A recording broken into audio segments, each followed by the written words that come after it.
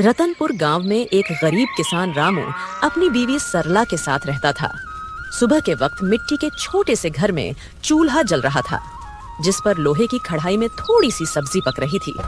अचानक दरवाजा खटखटाने की आवाज आती है। अरे इतनी सुबह सुबह कौन इतने जोर जोर से दरवाजा पीट रहा है? दरवाजा खोलते ही सेठ हरिलाल गुस्से में लाल पीला खड़ा था, जो कि बहुत लालची और चालबाज है। वह हर किसी से 2 गुना ब्याज वसूलता था। रामू, बहुत हो गया तेरा नाटक। मेरे पैसे कहाँ हैं? सेठ जी, कल ही तो मैंने आपको पूरी रकम दे दी थी और पूरा हिसाब पक्का कर दिया था, और मैंने आपके पुराने पैसे भी कब के लौटा दिए हैं। देर की वजह से तेरा ब्याज बढ़ गया है। अब वो उधार तुझे 5 गुना ब्याज के साथ लौटाना होगा। 5 गुना? सेठ जी, ये तो अन्याय है। मैंने मेहनत करके ब्याज सहित पूरे पैसे चुका दिए हैं। मैं गरीब आदमी इतना भारी ब्याज कैसे दे सकता हूँ? ज्यादा जुबान मत चला। अगर पैसा नहीं दिया ना तो तेरे घर का ताला तोड़कर बर्तन कपड़ा सब उठा ले जाऊंगा। तेरी बैलगाड़ी भी बेच दूंगा।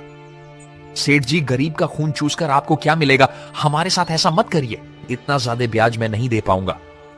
पैसे तो तुझे देने ही पड़ेंगे। देख लूंगा मैं तुझे। याद रखना रामू, हरीलाल से पंगा लेना आसान नहीं है। सेठ रामू को धमकाते हुए चला जाता है, लेकिन जाते जाते अपने नौकर को कहता है, इस गरीब भिखारी की इतनी मजाल, मुझे ना बोलकर इसने गलती कर दी। इससे तो सबक सिखाना पड़ेगा ताकि गांव में बाकी गरीब भी डर में रहे। आप बताइए, ये जिंदगी कब बदलेगी? रोज रोज 2 वक्त की रोटी के लिए जूझना पड़ता है। कभी मन करता है घर की टूटी छत ठीक करवा दूं, तो कभी सोचती हूँ कि हमारे पास भी अच्छे कपड़े हों, लेकिन लगता है किस्मत ने हमें बस तंगी ही दी है। मुझे पता है तुम्हें तकलीफ है, पर मैं क्या करूं?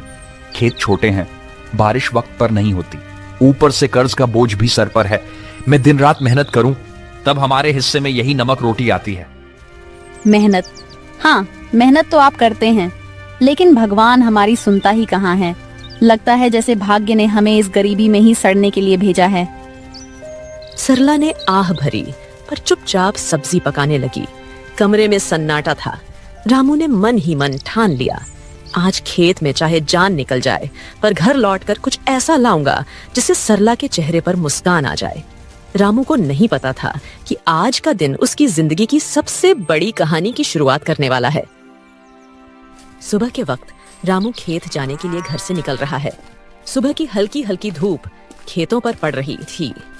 सरला के मन में आज कुछ हलचल सी चल रही थी। रामू रोज गांव के बीच से होकर जाने वाला रास्ता मंदिर के पास से गुजरता था। रामू रोज इसी रास्ते से जाता था, क्योंकि यही सबसे छोटा और आसान रास्ता था। मंदिर में उस वक्त बस पुजारी ही थे जो सफाई कर रहे थे। प्रणाम पंडित जी, कैसे हैं आप? तबीयत ठीक है ना आपकी? हाँ बेटा, सब अच्छा है। भगवान का आशीर्वाद तुझ पर हमेशा बना रहे। पुजारी से बात करके रामू अपने खेत की तरफ निकल जाता है। उसी शाम गांव का सबसे अमीर सेठ हरिलाल अपने नौकर के साथ बैठा था। वह बहुत लालची और चालाक था। उसके मन में एक खतरनाक योजना पनप रही थी। सेठ हरिलाल अपने बड़े से घर में खाट पर बैठा पान चबा रहा था। पास में उसका नौकर कालू खड़ा था। अरे कालू सुन, मंदिर के गहनों को देखकर मेरा जी ललचा गया है। कल रात मंदिर में जो सोने चांदी के गहने हैं ना, वो मेरे घर में होने चाहिए। गांव वाले मेरी इज्जत करते हैं, लेकिन पैसा और बढ़ाना है मुझे। सेठ जी, पर यह तो पाप का काम होगा। भगवान के घर से गहने चुराना अच्छा नहीं लगेगा। अरे मूर्ख, भगवान को क्या जरूरत है गहनों की? उनका क्या होगा इनसे? असली भगवान तो पैसा है, और पैसा इंसान के हाथ में अच्छा लगता है। पर गांव वाले अगर उनको पता चल गया तो? बस यही तो मजा है। चोरी हम करेंगे और इल्जाम किसी और पर लगेगा। पता है किस पर? उस गरीब रामू पर। आज उसकी और उसकी बीवी की जुबान बहुत ज्यादा ही चल रही थी। रामू, वो तो रोज मंदिर के पास से ही अपने खेत के लिए जाता है ना? हाँ, हम इसी बात का फायदा उठाएंगे। सबको लगेगा कि उसी ने चोरी की। गांव वाले पहले ही उसे तिरछी नजरों से देखते हैं। बस आज रात ही हम अपना काम कर देंगे और सुबह हंगामा हो जाएगा। तू बस ये याद रख, कोई गलती नहीं होनी चाहिए। आधी रात को हम मंदिर में घुसेंगे, गहने उठाएंगे और अपने गोदाम में छुपा देंगे। सुबह मैं खुद शोर मचाऊंगा और रामू का नाम लूंगा। कालू डरते डरते सिर हिलाता है और अपने सेठ की बात मान लेता है। रात का समय था। गांव में हर तरफ सन्नाटा था। बस कहीं कहीं कुत्तों के भौंकने की आवाज आ रही थी। उस रात सेठ लालच में अंधा हो जाता है और इस घिनौनी साजिश को अंजाम देता है। अपने नौकर से मंदिर में चोरी करवाता है। पास ही अंधेरे में एक काली बिल्ली म्याऊं करके गुजर जाती है, जैसे वो इस पाप की गवाही दे रही हो। अगली सुबह गांव के बीचों बीच मंदिर के सामने एक भीड़ इकट्ठी हो गई थी। हर कोई जोर जोर से बातें कर रहा था। माहौल में घबराहट और गुस्से की गूंज थी। अरे यह क्या हो गया? मंदिर के सारे सोने के गहने रातों रात गायब हो गए। इतना बड़ा अपशकुन, भगवान के गहने चुरा ले गया कोई। ये तो बहुत बुरी बात है। इसी बीच रामू रोज की तरह खेत की तरफ जाने के लिए उसी रास्ते से गुजर रहा था। भीड़ देखकर वो रुक गया और पास आ गया। अरे क्या हो गया भाई लोग, इतनी सुबह सुबह ये भीड़ किस बात की है? अरे रामू, तूने सुना नहीं, मंदिर में चोरी हो गई। भगवान के सारे गहने कोई उठा ले गया। रामू यह सुनकर चौंक जाता है। भीड़ में खड़ा सेठ, जो असल में चोरी किया था, वह बहुत मासूम बन रहा था। पंडित जी आप बताइए, कल रात तक तो गहने मंदिर में थे, फिर अचानक कौन ले गया? आप बताइए पंडित जी, क्या आपने मंदिर के आसपास किसी को आते जाते देखा है? आपको किसी पर शक है क्या? अरे मैंने देखा है रामू, रोज मंदिर के रास्ते से आना जाना करता है। सेठ जी, कल तक तो सब कुछ ठीक ठाक था। मंदिर के पास से तो कई लोग गुजरते हैं, लेकिन रोज सुबह सुबह खेत की तरफ जाने के लिए रामू इधर से निकलता है। मगर रामू ऐसा काम करेगा मुझे नहीं लगता। अरे पंडित जी, जमाना खराब है, आदमी की नीयत कब बदल जाए क्या पता। और वैसे भी जिसने किया है वो मुंह से कभी मानेगा नहीं। मैंने अपनी आंखों से देखा है। रात को जब मैं खेत की तरफ जा रहा था, रामू मंदिर के पास चुपके चुपके घूम रहा था। ये क्या कह रहे हो आप लोग? मैंने कोई चोरी नहीं की है। इतना बड़ा पाप मुझ पर मत डालो। अरे हाँ, ये गरीब आदमी है, पैसों की तंगी में है, ये कर भी सकता है ये काम। ये लोग मुंह पर अच्छे बनते हैं। अरे भगवान से डरिए आप लोग, हमने कुछ नहीं किया। हम गरीब जरूर हैं, लेकिन चोर नहीं। मेरे पति जितना ईमानदार इंसान इस पूरे गांव में कोई नहीं है।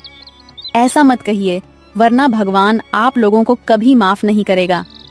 रामू और उसकी बीवी ने बहुत समझाने की कोशिश करी, लेकिन भीड़ मानने को तैयार नहीं थी। सब रामू को ही चोर मान बैठे। रामू और सरला की आंखों में आंसू आ गए, लेकिन भीड़ में कोई उनकी सुनने को तैयार नहीं था। गांव वालों, अब तो सब साफ है। मंदिर के गहने चुराने वाला यही रामू है, और ऐसे आदमी को हमारे गांव में रहने का कोई हक नहीं। चोरी करने वाले की एक ही सजा है, गांव से बाहर निकाल देना। हाँ, अगर इसने मंदिर में चोरी की है तो यह तो भगवान का भी अपराधी हुआ। इसे यहीं रहने देंगे तो कल हमारे घरों से भी चीजें गायब हो जाएंगी। अरे आप सब क्यों नहीं समझते? मैं निर्दोष हूं। मैंने कोई चोरी नहीं की। मैं तो रोज के जैसे अपने खेत जा रहा था। मुझ पर इतना बड़ा इल्जाम मत डालिए। भीड़ में जोर जोर से आवाजें गूंजने लगी, निकालो इसे, निकालो इसे गांव से। भीड़ में हलचल मच गई। लोग एक दूसरे से कान्हा फूंसी करने लगे। रामू और सरला की आंखों में आंसू भर आए। उन्होंने कई बार सफाई देने की कोशिश की, लेकिन किसी ने उनकी नहीं सुनी। सबने मिलकर उन्हें गांव के बाहर निकाल दिया। रामू और सरला मजबूर होकर गांव छोड़कर चले गए। रामू और सरला रोते रोते गांव छोड़ चुके थे। गांव के बाहर एक सुनसान जगह पर टूटी फूटी झाड़ियों और कंटीली झाड़ियों के बीच एक पुरानी पड़ी झोपड़ी मिली। मजबूरी में वहीं उनका नया घर बन गया। सुनिए जी, यह जगह कितनी सुनसान है। न पास में कोई इंसान, यहाँ आसपास की झोपड़ियों में कोई रहता भी नहीं है। न खाने को कुछ है। अब हम क्या करेंगे? क्या करें सरला? जब अपना गांव ही हमें ठुकरा दे तो कहीं और सहारा ढूंढना पड़ता है। यही हमारी तकदीर है। मैं तो ये सोच रहा हूं, आखिर चोरी की किसने है और इल्जाम मुझ पर डाल दिया गया। मैं असली चोर का पता लगाकर रहूंगा। दिन ढल गया। सरला रोते रोते सो गई। रामू सारी रात परेशान बैठा रहा। अगली सुबह जब रामू उठा तो उसने देखा कि सरला रो रो कर भूख से कमजोर हो गई है। सरला तुम यहीं रहो, मैं कुछ खाने के लिए लाता हूं, फिर अपने खेत जाऊंगा दूसरे गांव से होते हुए। तुम दरवाजा अंदर से बंद करके आराम करो। इतना कहकर रामू जंगल की ओर चल गया।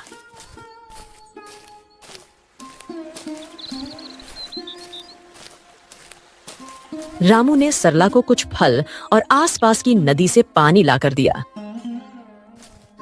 रामू दूसरे गांव से होते हुए अपने खेत जाने के लिए निकल गया। अचानक घने जंगल में सामने से एक साधु बाबा प्रकट होते हैं। उनकी लंबी दाढ़ी और वस्त्र उन्हें अलग ही आभा दे रहे थे। रामू उनके पास गया। बेटा तू कौन है? तेरे चेहरे पर चिंता की रेखाएं साफ दिख रही हैं। बाबा, मैं इस गांव का ही रहने वाला हूं, पर अब गांव वालों ने मुझे निकाल दिया है। सब लोग मुझ पर चोरी का झूठा इल्जाम लगा रहे हैं। मैंने कोई चोरी नहीं की। रामू रोते रोते साधु बाबा को पूरी कहानी बताता है। सेठ का कर्ज, गांव वालों का इल्जाम और मंदिर से चोरी की घटना। बेटा, तेरी आंखों में छल नहीं है। तू सच्चा और साफ दिल का इंसान है। तेरी पीड़ा मैं समझ सकता हूं। ये दुनिया अक्सर गरीब पर झूठा इल्जाम लगा देती है, पर चिंता मत कर, भगवान न्याय करते हैं। असली चोर जल्द ही सामने आएगा। यह मेरा आशीर्वाद है। पर बाबा कैसे? सब मुझे ही दोषी मान रहे हैं। गांव छोड़कर मैं और मेरी पत्नी यहां भूखे प्यासे पड़े हैं। कोई मेरी बात मानने को तैयार नहीं है। मैं कैसे साबित करूं कि मैं निर्दोष हूं? इस जंगल में एक श्रापित जानवर रहता है। उसने अपनी आंखों से असली चोर को देखा है। वही तुझे सच तक पहुंचने में मदद करेगा। पर ध्यान रहे, उस जानवर को ढूंढना आसान नहीं है। उसके पास जाना होगा, उसका विश्वास जीतना होगा, तभी वह तेरी मदद करेगा। श्रापित जानवर बाबा, वह कौन है? मैं उसे कैसे ढूंढूं? यहां जंगल में तो बहुत से जानवर हैं। वह एक श्रापित काली बिल्ली है। सच यह है कि उसकी आंखों ने वह दृश्य देखा है जो किसी और ने नहीं देखा। जा बेटा, उस जानवर को ढूंढ और उससे मदद मांग। वो बिल्ली तेरी जिंदगी बदल देगी। भगवान तेरा साथ देंगे। जा बेटा, सत्य की शक्ति तेरे साथ है। साधु बाबा रामू को आशीर्वाद देकर अचानक गायब हो गए। रामू समझ गया था कि यह भगवान की लीला है। रामू तुरंत ही बाबा के बताए अनुसार उस बिल्ली को ढूंढने के लिए निकल गया। जंगल का सन्नाटा, पत्तों की सरसराहट। रामू थका हारा, भूखा प्यासा उम्मीद के सहारे इधर उधर भटक रहा था। उसने पूरा जंगल छान मारा, पर उसे वो काली बिल्ली कहीं नहीं मिली। दिन ढलने को आया। रामू अब निराश होकर अपनी झोपड़ी की तरफ जा रहा था। अचानक तभी उसकी नजर एक काली बिल्ली पर पड़ी। बिल्ली की चमकती आंखें दो अंगारों जैसी दिखाई दे रही थीं। ओ बिल्ली रानी, क्या तुम वही हो जिसके बारे में साधु बाबा ने कहा था? क्या तुमने उस रात देखा था? असली चोर कौन है? माँ, बिल्ली, क्या तुम मेरी मदद करोगी? मुझ पर झूठा इल्जाम लगाकर गांव से निकाल दिया गया है। क्या तुम सच जानती हो? मुझे बता दो, असली चोर कौन है? बिल्ली उसकी आंखों में देखती है। रामू का साफ दिल और अच्छी नीयत देखकर जैसे उसे सब समझ आ गया हो। अचानक बिल्ली की आंखों से एक अजीब सी चमक निकलती है और वह इंसानी आवाज में बोल उठती है। रामू, तुम्हारे साथ बहुत बड़ा अन्याय हुआ है। मंदिर के गहने तुमने नहीं चुराए। असली चोर तुम्हारे गांव का सेठ और उसका नौकर है। दोनों ने मिलकर मंदिर से गहने चुराए और चोरी का इल्जाम तुम्हारे सिर पर चढ़ा दिया ताकि कोई शक न करे। सेठ जानता था कि तुम गरीब हो, तुम्हारे पास कोई सबूत नहीं होगा, इसलिए उसने चालाकी से तुम्हें बलि का बकरा बना दिया। क्या गांव का सेठ, वही जो सबसे धर्म और दान की बातें करता है, और उसका नौकर भी तो यही सच्चाई है? गांव वालों ने मेरी ईमानदारी पर शक किया और असली अपराधी चैन से सो रहा है। माँ बिल्ली, अब मैं क्या करूं? यह सच गांव वालों तक कैसे पहुंचाऊं? समय आने दो रामू, सच को कोई दबा नहीं सकता। मैं तुम्हारी मदद करूंगी। तुम मुझे कल गांव लेकर चलो। मैं वहां जाकर सबको सारी सच्चाई बताऊंगी और तुम्हें निर्दोष साबित करूंगी। रामू को बिल्ली की बातें सुनकर राहत मिलती है।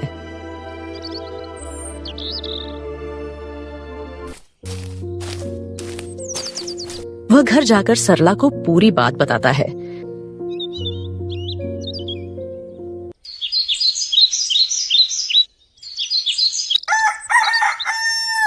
अगली सुबह रामू और सरला बिल्ली को लेकर गांव जाते हैं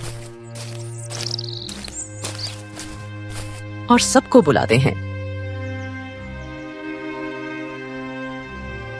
गांव वालों, आप सबने मुझे चोर बोलकर गांव से निकाल दिया था, पर असली चोर अभी भी गांव में ही बैठा है। आज मेरे पास एक गवाह है जो मुझे निर्दोष साबित करेगा। गांव वालों सुनो, असली चोर रामू नहीं है। मैंने अपनी आंखों से देखा है। मंदिर के गहने सेठ और उसके नौकर ने मिलकर चुराए हैं। अगर तुम्हें यकीन नहीं होता तो सेठ के घर जाकर देखो, मंदिर के गहने वहीं मिलेंगे। अरे, यह बिल्ली बोल कैसे रही है? चलो हम जाकर देखते हैं सेठ के घर गहने हैं या नहीं। वैसे भी सेठ ही हमें हमेशा धोखा देता रहा है। बिल्ली को बोलता देख सब चौंक जाते हैं और गांव के कुछ लोग सेठ के घर जाते हैं। उनको गहने सेठ के घर में मिल जाते हैं। अब पूरे गांव में बातें होने लगी। सेठ चोर है, सेठ चोर है। सब बोलने लगे।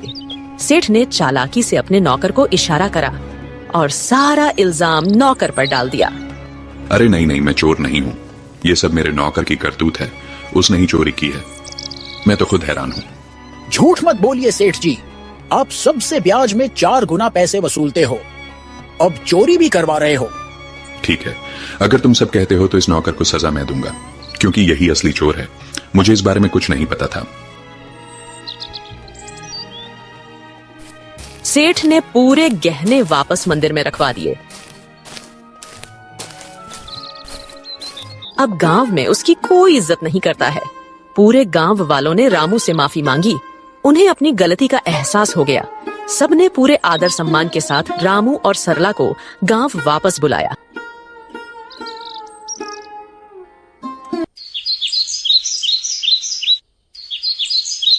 रामू और उसकी पत्नी सरला अब वापस अपने घर आ गए थे।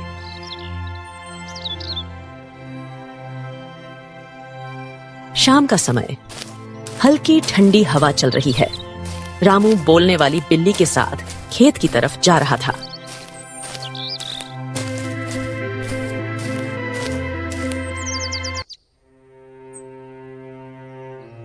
माँ बिल्ली, आज अगर तुम ना होती तो मेरी जिंदगी बर्बाद हो जाती। तुम्हारे ही कारण ही मुझे इज्जत वापस मिली। तुम्हारा बहुत बहुत धन्यवाद। रामू, अब मुझे तुमसे एक आखिरी बात कहनी है। अचानक तेज रोशनी बिल्ली के चारों ओर फैलने लगती है। बिल्ली चमकने लगती है और पल भर में वह एक सुंदर अप्सरा में बदल जाती है। रामू आश्चर्य से पीछे हट जाता है। अरे ये क्या हुआ? तुम अचानक अप्सरा कैसे बन गई? कौन हो तुम? हाँ रामू, मैं एक अप्सरा ही हूँ। मुझे स्वर्ग से श्राप मिला था। मैं इस श्राप से मुक्त होने के लिए ही धरती पर आई थी। जब तक मैं धरती पर किसी सच्चे और भले इंसान की मदद नहीं करती, तब तक मैं इस बिल्ली के रूप में ही रहती। तुम एक सच्चे और ईमानदार इंसान हो, इसलिए तुम्हें बचाकर मैंने भी अपना श्राप तोड़ दिया। अब मुझे मुक्ति मिल चुकी है। तुम्हारी ईमानदारी और भलाई ने मुझे श्राप से मुक्त कर दिया है। तुम्हारा बहुत बहुत धन्यवाद रामू। मैं बहुत खुश हूँ। मैं तुम्हें वरदान देना चाहती हूँ। तुम्हें जो चाहिए बेझिझक कहो। रामू की आंखों में चमक आ जाती है। वह भावुक होकर अप्सरा को प्रणाम करता है। देवी, मेरी जिंदगी गरीबी से घिरी हुई है। मैं दिन रात खेतों में मेहनत करता हूँ, मगर फसल कभी अच्छी नहीं होती। ऊपर से कर्ज का बोझ है। मेरे परिवार के लिए 2 वक्त की रोटी जुटाना भी मुश्किल हो जाता है। रामू, मैं तुम्हें वरदान देती हूँ। तुम्हारी परेशानी अब समाप्त होगी। जंगल के बीच में एक लाल फूल के पौधे के पास एक चमत्कारी फल का पेड़ है। वह पेड़ स्वर्ग से आया है। उस पेड़ का फल सिर्फ ईमानदार इंसान ही खा सकता है। तुम वहां जाओ और वह फल खाओ। तुम्हारे खेतों में समृद्धि होगी, कर्ज मिट जाएगा और जीवन खुशहाल हो जाएगा। बस याद रखना, तुम हमेशा इसे ही रहमदिल रहना, वरना तुम्हारी जिंदगी वापस वैसे ही हो जाएगी। सुखी रहो रामू। अब मैं चलती हूँ, अपना ख्याल रखना। रामू को वरदान देकर अप्सरा अचानक गायब हो जाती है।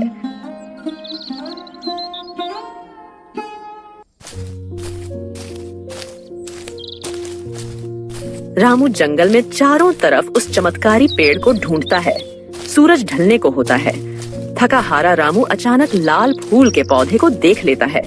रामू धीरे धीरे आगे बढ़ता है और देखता है कि पौधे के पीछे एक सुंदर चमकदार पेड़ खड़ा है। पेड़ की टहनियों पर सुनहरे फल चमक रहे हैं। रामू श्रद्धा से पेड़ के पास जाता है।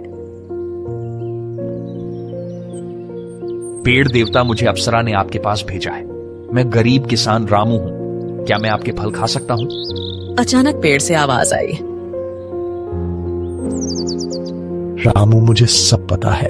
तुम सच्चे और भले इंसान हो, इसीलिए अप्सरा ने तुम्हें यहां तक पहुंचाया है। तुम मेरा एक फल खा लो, तुम्हारी सारी परेशानियां मिट जाएंगी और तुम्हारा जीवन खुशहाल हो जाएगा।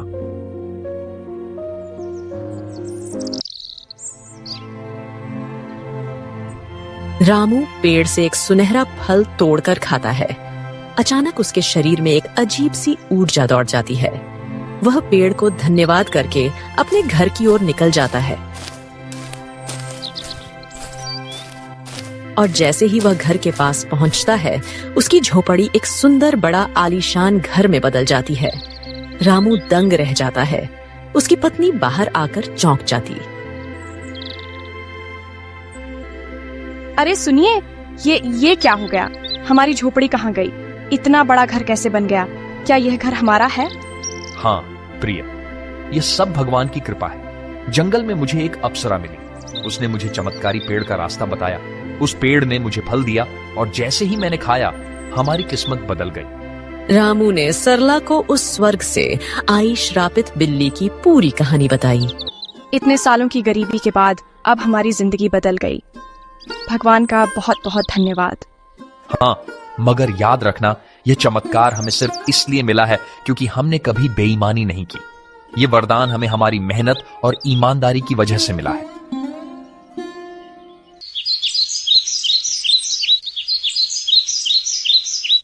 अब रामू और सरला अपने नए घर में खुशी से रहने लगे। पर रामू अब भी साधारण कपड़ों में ही रहता था। उसके अंदर जरा सा भी घमंड नहीं आया। उसने हमेशा उस अप्सरा की बात याद रखी। अब रामू गांव में सबकी मदद करने लगा। उसके घर में हमेशा अनाज भरा रहता था और मेहमानों के लिए दरवाजे खुले रहते थे। वह गांव के सारे जरूरतमंद लोगों को अनाज बांटता था। सारे गांव में रामू की बातें होने लगी। हर कोई अब रामू की बहुत इज्जत करने लगा था। एक दिन गांव वालों को रामू की तारीफ करते सेठ हरिलाल ने सुन लिया। यह सब देख हरिलाल को जलन होने लगी। ये सब दिखावा है। कोई इतना अमीर अचानक कैसे हो सकता है? जरूर इसके पीछे कोई बड़ा राज है। अगर यह ऐसे ही अमीर होता रहा तो गांव में मेरी इज्जत तो मिट्टी में मिल जाएगी। अबे कालू, सुन, तू जरा रामू पर नजर रख और पता कर कि इसके पास दौलत आने का असली राज क्या है। उसी दिन से सेठ का नौकर रामू पर नजर रखने लगा।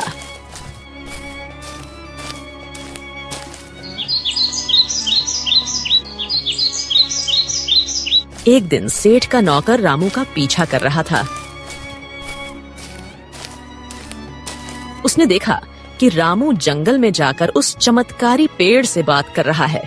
कालू चुपके चुपके रामू की सारी बातें सुन रहा था।